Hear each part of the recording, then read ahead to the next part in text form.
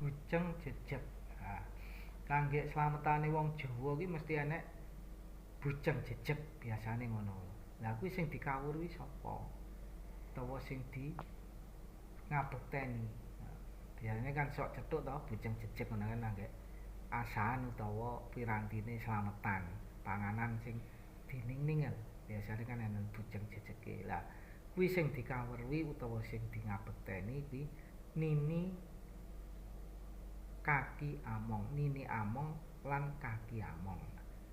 Kaki nini among.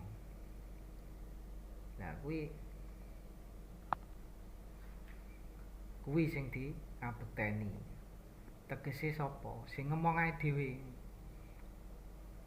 Ya dulure ae dhewe. Nek ngarani wong Jawa kan dulure ae dhewe.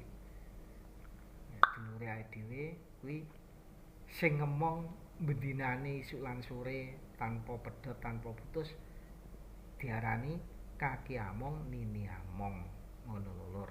Dadine wong Jawa ki duwe budaya sing luhur, barang panganan kena diwaca. Tegese apa? Tanpa tinulis kena diwaca. Ora enek tulisane. Ya grujite kaya gunungan.